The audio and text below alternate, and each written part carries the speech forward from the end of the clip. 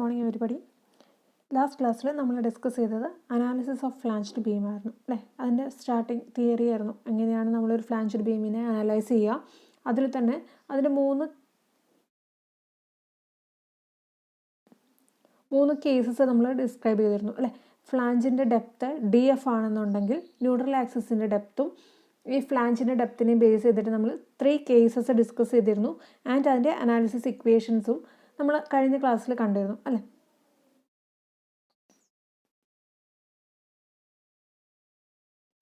That is first കേസിൽ XU less than DF, അതായത് neutral axis depth എന്ന് പറയുന്നത് ഫ്ലാഞ്ച് ഡെപ്തിനേക്കാൾ കുറവാണെങ്കിൽ as per annexure G point to 0.1, this is the equation for determining the moment. Then second case, that is 3/7 XU is greater than DF എന്നുള്ളൊരു case ആണെന്നുണ്ടെങ്കിൽ നമുക്ക് അവിടെ equation ഉണ്ട് as per annexure G point 2.2, this is the equation for finding out the moment അല്ലേ. ഇപ്പോൾ generally IS code generalise ചെയ്യുകയാണെങ്കിൽ നമുക്ക് പറയാം DF/D ലെസ് ദാൻ 0.2 എന്നുള്ളതാണ് നമ്മുടെ കേസ് 2 എന്ന് പറയുന്നത്. ദെൻ കേസ് 3 വരുമ്പം that is XU is greater than DF. ഫ്ലാഞ്ചിൻ്റെ പുറത്താണ് XU, അതായത് ന്യൂട്രൽ ആക്സിസ് ലൈ ചെയ്യുന്നുണ്ടെങ്കിലും we have 3/7 XU is less than DF. 3/7 XU DFനേക്കാൾ കുറഞ്ഞ വാല്യൂ ആയിരിക്കും. അതായത് നമ്മുടെ റെക്റ്റാങ്കുലർ പോർഷൻ, ആ ഒരു സ്ട്രെയിറ്റ് ആയിട്ട് വരുന്ന പോർഷനും പരാബോളിക് പോർഷനും രണ്ടും എവിടെയുണ്ട്? ഫ്ലാഞ്ചിലുണ്ട്. സോ അതിൻ്റെ കേസിൽ അനലൈസ് ചെയ്യുക എന്ന് പറഞ്ഞാൽ it is A bit tough. നമുക്ക് രണ്ടും റെക്റ്റാങ്കുലർ സെക്ഷനുണ്ട്, പരാബോളിക് സെക്ഷനും ഫ്ലാഞ്ചിൻ്റെ ഉള്ളിൽ വരുമ്പോൾ നമുക്ക് ആ ഫിഗറിൽ നോക്കിയാൽ മനസ്സിലാവും. സ്ട്രെസ് ബ്ലോക്കിൻ്റെ റെക്റ്റാങ്കുലർ പോർഷനും പരാബോളിക് പോർഷനും ഫ്ലാഞ്ചിൻ്റെ ഉള്ളിൽ തന്നെ വരുന്നത് കൊണ്ട് നമുക്ക് അതിൻ്റെ അനാലിസിസ് ബുദ്ധിമുട്ടായതുകൊണ്ട് തന്നെ നമ്മൾ എന്ത് ചെയ്യും? ഒരു മോഡിഫൈഡ് ഫ്ലാഞ്ച് തിക്നെസ് YF എടുക്കും അല്ലേ. Modified flange thickness YF which is equal to 0.15 XU plus 0.65 DF. ഈ ഒരു കണ്ടീഷനിൽ വെച്ചിട്ട് നമുക്ക് മൊമെൻറ്റിൻ്റെ ഇക്വേഷൻ ഉണ്ട്. ഇതിൻ്റെ ISലെ റെഫറൻസ് എന്ന് പറയുന്നത് അനക്സ്റ്റർ G point 2.2.1. ഓക്കെ, അപ്പോൾ ഇൻ ഷോർട്ട് നമുക്കിങ്ങനെ 3 കേസുകളാണുള്ളത്. 3 കേസിൻ്റെയും റെഫറൻസ് ക്ലോസുകൾ ഏതൊക്കെയാണെന്നുള്ളത് മെൻഷൻ ചെയ്തിട്ടുണ്ട്. ഇങ്ങനെയാണെന്നുണ്ടെങ്കിൽ നമുക്കൊരു ക്വസ്റ്റ്യൻ ഡിസ്കസ് ചെയ്യാം. First one, A T-beam RC flow consists of 120 mm fixed thick slab supported by beams at 3 meters center to center distance. The effective width and depth of web is 300 mm by 580 mm. The main reinforcement consists of 8 bars of 20 mm diameter. Use M20 grade concrete and Fe 415 grade steel. Determine moment of resistance of T-beam if it is used as a simply supported beam of span 3.6 meter. Okay, ഇതാണ് നമ്മുടെ question എന്ന് പറയുന്നത്. ഒരു T-beam RC floor ആണ്. With a thickness എത്രയാണ് പറയുന്നത്? 120 mm thickness ഉള്ളൊരു സ്ലാബാണ്. അപ്പം നമുക്കതിൽ നിന്ന് മനസ്സിലാക്കാം ഫ്ലാഞ്ചിൻ്റെ തിക്നെസ് അല്ലെങ്കിൽ ഡെപ്ത് ഓഫ് ഫ്ലാഞ്ച് എന്ന് പറയുന്നത് 120 mm ആണ്. And it is supported by beams at 3 meter centre to centre distance. ബീമുകൾ തമ്മിലുള്ള സെൻറ്റർ ടു സെൻറ്റർ ഡിസ്റ്റൻസ് ആണ് 3 meter എന്ന് പറയുന്നത്. The effective width and the depth of വെബിൻ്റെ ഡെപ്തും വെബിൻ്റെ വിഡ്ത്തും തന്നിട്ടുണ്ട്. Then the main reinforcement consist of 8 bars of 20 mm diameter. Main bar വെബിൽ നമ്മൾ മെയിൻ റീഇൻഫോഴ്സ്മെൻറ്റ് ബാർ പ്രൊവൈഡ് ചെയ്യും. ദെൻ ഗ്രേഡ് ഓഫ് കോൺക്രീറ്റ് സ്റ്റീലൊക്കെ തന്നിട്ടുണ്ട്. നമ്മളോട് എന്താണ് പറഞ്ഞിരിക്കുന്നത്? Determine the moment of resistance of T-beam if it is used as a simply supported beam of span 3.6 meter. നമുക്ക് as per given question figure വരയ്ക്കുകയാണെങ്കിൽ നമുക്കറിയാം സ്ലാബിൻ്റെ thickness എന്ന് പറയുന്നത് 120 mm ആണ്. ദെൻ അത് സപ്പോർട്ട് ചെയ്ത് ബീമുകളുണ്ട്. ബീമുകൾ തമ്മിലുള്ള ഡിസ്റ്റൻസ് 3 meter ആണ്. ഇത്രയുമാണ് ക്വസ്റ്റ്യനിൽ തന്നിരിക്കുന്നത്. ദെൻ വെബിൻ്റെ വിഡ്ത്ത് സെക്കൻഡ് ഫിഗറിലോട്ട് നോക്കുക. വെബിൻ്റെ വിഡ്ത്ത് എന്ന് പറയുന്നത് 300 mm വെബിൻ്റെ ഇഫക്റ്റീവ് ഡെപ്ത് എന്ന് പറയുന്നത് 580 mm ആയിരിക്കും. ആ ഇഫക്റ്റീവ് ഡെപ്ത് വരുന്നത് എവിടെയാണ് നോക്കിക്കുക? റീഇൻഫോഴ്സ്മെൻറ്റ് ബാറിൻ്റെ സെൻറ്ററിലേക്ക്. റീഇൻഫോഴ്സ്മെൻറ്റ് ബാർ നമ്മൾ 2 ലെയർ, 8 നമ്പർ ഉണ്ട്, അപ്പോൾ നമ്മൾ 2 ലെയറായിട്ടാണ് പ്രൊവൈഡ് ചെയ്യുന്നത്. ദെൻ ഗിവൺ ഡീറ്റെയിൽസ് എഴുതുകയാണെന്നുണ്ടെങ്കിൽ ഫ്ലാഞ്ചിൻ്റെ ഡെപ്ത് 120 mm, ദെൻ L0 എന്ന് പറയുന്നത് 3.6 meter, വെബിൻ്റെ width 300 mm, effective depth is 580 mm and the total AST is 2113.27 mm². Next is first step എന്ന് പറയുന്നത് effective flange width BF determine ചെയ്യുക. ഞാൻ എന്താണ് എഫക്റ്റീവ് ഫ്ലാഞ്ച് വിഡ്ത്ത് എന്നുള്ളത് മുന്നത്തെ ക്ലാസ്സിൽ പറഞ്ഞു തന്നിരുന്നു. അതായത് കംപ്രസീവ് സ്ട്രെസ് യൂണിഫോം ആയിട്ട് കൺസിഡർ ചെയ്യുന്ന അത്രയും പാർട്ട് ഓഫ് വെബ് ഫ്ലാഞ്ചിൻ്റെ അത്രയും വിഡ്ത്തിനെയാണ്, ഏത് പാർട്ടിലാണോ കംപ്രസീവ് സ്ട്രെസ് യൂണിഫോം ആയിട്ട് കൺസിഡർ ചെയ്യുന്ന ആ ഒരു വിഡ്ത്തിനെയാണ് ഇഫക്റ്റീവ് ഫ്ലാഞ്ച് വിഡ്ത്ത് എന്ന് പറയുന്നത്. And it is given by the equation BF is equal to L0 by 6 plus BW plus 6DF. അല്ലെ, ഐസൊലേറ്റഡ് ടി ബീമിൻ്റെ കേസിൽ ഇക്വേഷൻ ഇതാണ്. സബ്സ്റ്റിറ്റ്യൂട്ട് ചെയ്ത് കൊടുക്കുമ്പോൾ നമുക്ക് BFൻ്റെ വാല്യൂ എത്ര കിട്ടും? 1620 mm എന്ന് കിട്ടും. ഓക്കെ, ഇനി നമുക്ക് IS 456-2000 ക്ലോസ് 23.1.2 നമുക്കിങ്ങനൊരു ക്ലോസ് കൂടി കാണാം. ഫ്ലാഞ്ചിൻ്റെ ഇഫക്റ്റീവ് വിഡ്ത്ത് എന്ന് പറയുന്നത് it should not be greater than BW plus half the sum of the clear distance between the beam. ഇങ്ങനൊരു റെഫറൻസ് കൂടി കാണാം നമുക്ക്. അത് അപ്പോൾ നമുക്കൊന്ന് ചെക്ക് ചെയ്യാം. അങ്ങനെയാണെന്നുണ്ടെങ്കിൽ സപ്പോർട്ടുകളുടെ ഇടയിലുള്ള ഡിസ്റ്റൻസ്, ക്ലിയർ സപ്പോർട്ട് മീൻസ്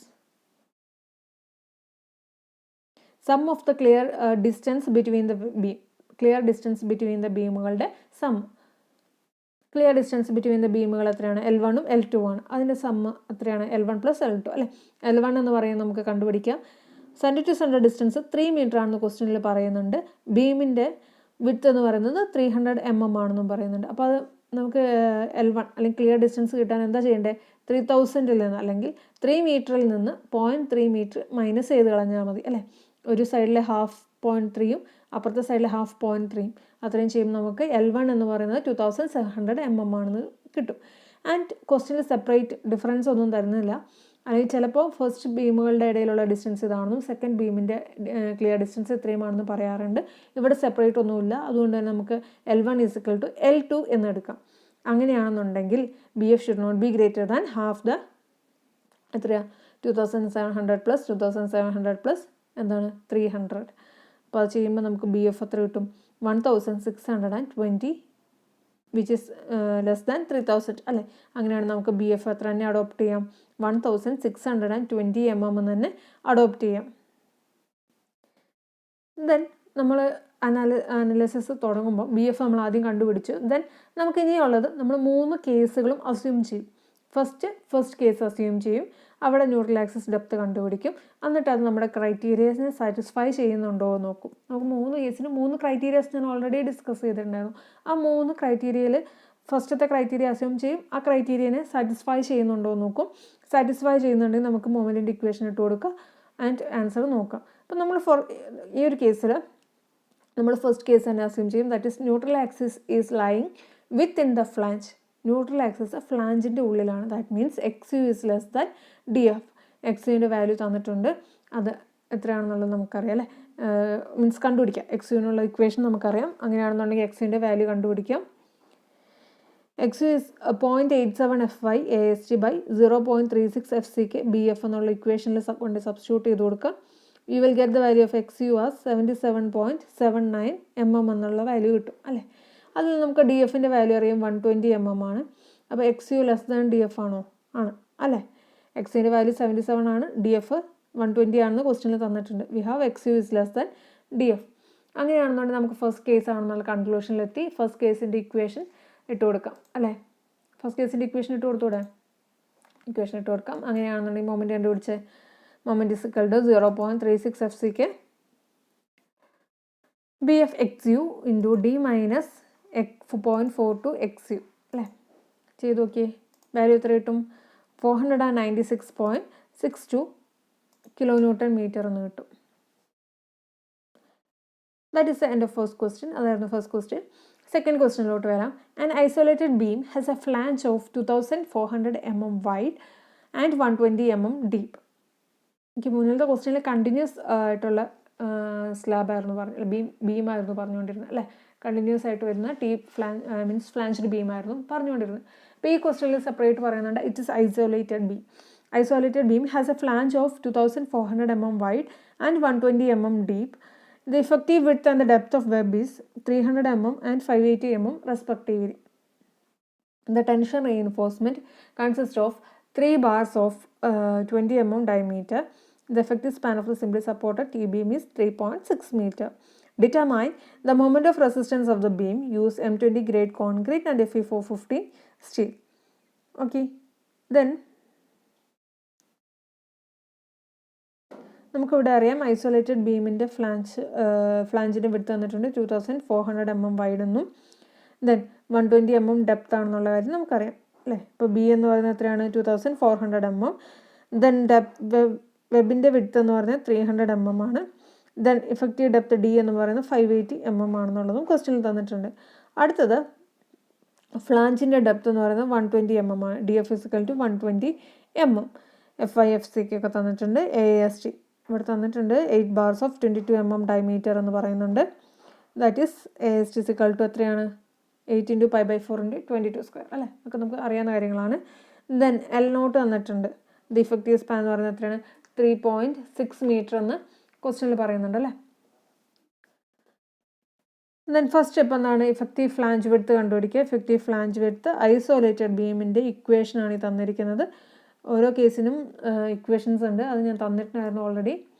അപ്പോൾ ഐസോലേറ്റഡിൻ്റെ ഇക്വേഷൻ ഇതാണ്. അതിൽ നിന്ന് എഫക്റ്റീവ് ഫ്ലാഞ്ച് വിഡ്ത്ത് കണ്ടുപിടിക്കുക. And it should be less than B അല്ലെ. ആക്ച്വൽ ഫ്ലാഞ്ച് വിഡ്ത്തിനേക്കാൾ കുറവായിരിക്കേണ്ട എഫക്റ്റീവ് ഫ്ലാഞ്ച് വിഡ്ത്ത് ആണോ? അങ്ങനെയാണെന്നുണ്ടെങ്കിൽ ബി എഫിൻ്റെ വാല്യൂ എത്രയാണ് 955 mm എന്നുള്ളതാണ്. ഇഫക്റ്റീവ് ഫ്ലാഞ്ച് വിഡ്ത്ത് കിട്ടിക്കഴിയുമ്പോൾ അതിൻ്റെ ഒരു ഫിഗർ കൂടി വരയ്ക്കാം കേട്ടോ. ഇങ്ങനെ എല്ലാ ഡയമെൻഷൻസും വെച്ചിട്ടുള്ളൊരു ഫിഗർ കൂടി വരയ്ക്കുന്നത് നല്ലതായിരിക്കും. ദെൻ അങ്ങനെയാണെന്നുണ്ടെങ്കിൽ നമുക്ക് ഫസ്റ്റ് ന്യൂട്രൽ ആക്സിസ് അസ്യൂം ചെയ്യാം. ഫസ്റ്റ് കേസ് ആണെന്നുള്ളത് അസ്യൂം ചെയ്യാം. That is XU is less than DF എന്നുള്ള കേസ് അസ്യൂം ചെയ്തു. XU കണ്ടുപിടിക്കാം. XUൻ്റെ ഇക്വേഷൻ എങ്ങനെയാണ് നോക്കി. XUൻ്റെ ഇക്വേഷൻ എന്താണ് XU is equal to 0.87 FY AST by 0.36 FCK BF എന്നുള്ള ഇക്വേഷനിൽ ഇട്ട് കൊടുക്കുക. XUൻ്റെ വാല്യൂ എത്ര കിട്ടും 159.68 mm എന്നുള്ളത് കിട്ടും അല്ലേ. DFൻ്റെ വാല്യൂ നമുക്ക് ഓൾറെഡി അറിയാം 120 mm ആണ്. അപ്പോൾ XU is greater than DF അല്ലേ. XU is greater than DF. അങ്ങനെയാണെന്നുണ്ടെങ്കിൽ നമ്മുടെ അസംഷൻ തെറ്റാണ്. നമ്മുടെ അസംഷൻ എന്തായിരുന്നു XU is less than DF എന്നായിരുന്നു അല്ലേ. അപ്പോൾ നമ്മുടെ ഫസ്റ്റ് അസംഷൻ തന്നെ അവിടെ തെറ്റിപ്പോയി. So we can move to case 2. First assumption തെറ്റിയാൽ തന്നെ കേസ് 2 പോകാം. ദെൻ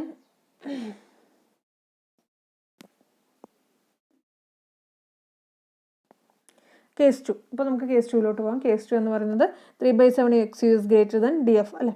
അതാണ് നമ്മുടെ കേസ് 2 എന്ന് പറയുന്നത്. അവിടുത്തെ നമുക്ക് അറിയില്ല XU കണ്ടുപിടിക്കണം. XU കണ്ടുപിടിക്കാനുള്ള ഇക്വേഷൻ ഇതാണ്. ടോട്ടൽ കംപ്രഷൻ ഫോഴ്സിനെയും ടോട്ടൽ ടെൻഷൻ ഫോഴ്സിനെയും ഇക്വേറ്റ് ചെയ്യുക. ടോട്ടൽ കംപ്രഷൻ ഫോഴ്സ് എന്ന് പറയുന്നത് വെബിലെ കംപ്രഷൻ ഫോഴ്സും ഫ്ലാഞ്ചിലെ കംപ്രഷൻ ഫോഴ്സിനെയും കൂടെ ആഡ് ചെയ്താൽ നമുക്ക് ടോട്ടൽ കംപ്രഷൻ ഫോഴ്സ് കിട്ടും. അപ്പോൾ അതിനെ സെപ്പറേറ്റ് ആഡ് ചെയ്തു. അപ്പോൾ നമുക്ക് കിട്ടുന്ന കംപ്രഷൻ ഫോഴ്സിനെയും ടെൻഷൻ ഫോഴ്സിനെയും ഇക്വേറ്റ് ചെയ്തു. അതിൽ XU ആണ് അൺനോൺ ആയിട്ടുള്ളത്. XUൻ്റെ വാല്യൂ കണ്ടുപിടിച്ചു. ദാറ്റ് ഈസ് 180.8 mm എന്നുള്ള വാല്യൂ കിട്ടും അല്ലേ. ഇനി നമ്മുടെ ക്രൈറ്റീരിയ സാറ്റിസ്ഫൈ ചെയ്യുന്നുണ്ടോ നോക്കാം. That is 3/7 XU greater than DF ആണോ എന്ന് ചെക്ക് ചെയ്യണം. അപ്പോൾ നമുക്ക് ആദ്യം 3/7 XU വേണം. 3/7 XU കണ്ടുപിടിച്ചേ 3/7 × 180.8. അപ്പോൾ നമുക്ക് കിട്ടും 77.79 എന്ന് കിട്ടും. Which is less than DF അല്ലേ. DFനേക്കാൾ കുറഞ്ഞ വാല്യൂ ആണ്. DF 120 ആയിരുന്നു. സോ ഇവിടെയും നമ്മുടെ അസംഷൻ തെറ്റിപ്പോയി. സെക്കൻഡ് കേസും റോങ് ആണ്. So we have to move to third case. Case 3 എന്ന് പറയുന്നത് 3/7 XU is less than DF and XU is greater than DF എന്നുള്ള അല്ലേ. ആദ്യത്തെ 2 കേസ് റോങ് ആയപ്പോൾ നമുക്ക് മൂന്നാമത്തെ കേസിലോട്ട് പോകാം. ഇവിടെ നമുക്ക് XU അറിയത്തില്ല. സോ നമുക്ക് കംപ്രഷനെയും ടെൻഷനെയും ഇക്വേറ്റ് ചെയ്യാം. ആൻഡ് ഓൾറെഡി ഞാൻ പറഞ്ഞിരുന്നു നമ്മളിവിടെ മോഡിഫൈഡ് ഫ്ലാഞ്ച് വിഡ്ത്ത് കണ്ടുപിടിക്കുന്നുണ്ട് YF അല്ലേ. ആ YF സബ്സ്റ്റിറ്റ്യൂട്ട് ചെയ്യുക. അപ്പോൾ നമുക്ക് XU ആണ് അവിടെ അൺനോൺ. XUൻ്റെ വാല്യൂ ബാക്കിയെല്ലാം സബ്സ്റ്റിറ്റ്യൂട്ട് ചെയ്ത് സോൾവ് ചെയ്ത് കഴിയുമ്പോൾ net compression is equal to net tension എന്നുള്ള ഇക്വേഷനിൽ XU അൺനോൺ ആയതുകൊണ്ട് XUൻ്റെ വാല്യൂ എത്ര കിട്ടും? എല്ലാം സബ്സ്റ്റിറ്റ്യൂട്ട് ചെയ്ത് സോൾവ് ചെയ്യുമ്പോൾ നമുക്ക് XUൻ്റെ വാല്യൂ 209.62 mm എന്ന് കിട്ടും. അതിൽ നിന്ന് YF കണ്ടുപിടിക്കുക. അഗെയിൻ YF കണ്ടുപിടിച്ച് കഴിഞ്ഞാൽ നമ്മുടെ ഇക്വേഷൻസ് സാറ്റിസ്ഫൈ YF ഒന്നുകൂടെ ചെക്ക് ചെയ്യുക. YF is less than DF ആണോ എന്നുള്ളത് ചെക്ക് ചെയ്യണം. ഓക്കെ, YF 109 ആണ്. DF നമുക്ക് 120 ആണ് കിട്ടിയിരിക്കുന്നത്. ദെൻ ക്രൈറ്റീരിയ 3നെ ഇത് സാറ്റിസ്ഫൈ ചെയ്യുന്നുണ്ടോ നോക്കിക്കേ. 3/7 XU എന്ന് പറയുമ്പോൾ 89.837 ആണ്. അത് DFനേക്കാൾ കുറവാണ് അല്ലേ. ആദ്യത്തെ കണ്ടീഷൻ സാറ്റിസ്ഫൈ ചെയ്തു. പിന്നെ XU ഗ്രേറ്റർ ദാൻ DF ആണോ? അതും ആണ് അല്ലേ. അപ്പോൾ so our assumption is correct. Third കേസിലോട്ടാണ് ഇത് ഫോളോ ചെയ്യുന്നത്. തേർഡ് കേസിൻ്റെ ഇക്വേഷൻ അതായത് മൊമെൻറ്റിൻ്റെ ഇക്വേഷൻ എങ്ങനെയാണ്? ഓക്കെ, മൊമെൻറ്റിലോട്ട് പോകുന്നതിന് മുമ്പ് നമുക്ക് ആദ്യം അത് അണ്ടർ റീഇൻഫോഴ്സ്ഡ് ആണോ എന്ന് കൂടി ചെക്ക് ചെയ്യണം. അണ്ടർ റീഇൻഫോഴ്സ്ഡ് ആണോ എന്ന് ചെക്ക് ചെയ്യാൻ XU ലിമിറ്റിനെയും കൂടെ കമ്പയർ ചെയ്യുക. XU ഓൾറെഡി നമ്മൾ കണ്ടുപിടിച്ചു. XU ലിമിറ്റിന് സ്റ്റാൻഡേർഡ് ഇക്വേഷൻ നമുക്കറിയാം അല്ലേ, 0.48D. കണ്ടുപിടിക്കുക. അപ്പോൾ എക്സ് യു ലിമിറ്റിൻ്റെ വാല്യൂ 278.4 എന്ന് കിട്ടും. അപ്പോൾ നമുക്കറിയാം X U is less than X U limit കിട്ടിയില്ലേ. സോ നമ്മുടെ സെക്ഷൻ എന്താണ്? അണ്ടർ റീഇൻഫോഴ്സ്ഡ് സെക്ഷനാണ്. അവിടുത്തെ മൊമെൻറ്റിൻ്റെ ഇക്വേഷനിൽ സബ്സ്റ്റിറ്റ്യൂട്ട് ചെയ്യുക. മൊമെൻറ്റ് എത്ര കിട്ടും? 561.84 കിലോ ന്യൂട്ടൺ മീറ്റർ എന്ന് കിട്ടും. ഓക്കെ, അതായിരുന്നു second question. The same question തന്നെ നമ്മൾ വാല്യൂ കുറച്ച് മാറ്റിയിട്ടിട്ട് തേർഡ് ക്വസ്റ്റ്യൻ ചെയ്യാം. സെയിം തന്നെയാണ്, ചെയ്ത് നോക്കുക. അവിടെ നമ്മൾ നമ്പർ ഓഫ് ബാറും ഇതെല്ലാം മാറ്റി നമ്മളിവിടെ എന്താണ് ബി എഫ് ഒക്കെ സെയിം തന്നെയാണ്, ചെയ്ത് നോക്കുക. കേസ് 1 അസ്യൂം ചെയ്തു, അവിടെ ഫെയിലായി. കേസ് 2 പോവുക, അതും ഫെയിലാവും. അപ്പോൾ കേസ് 3 ചെയ്യുക. കേസ് 3 ചെയ്തിട്ട് മൊമെൻറ്റ് കണ്ടുപിടിക്കുക. Okay, you can do it as your homework. Thank you.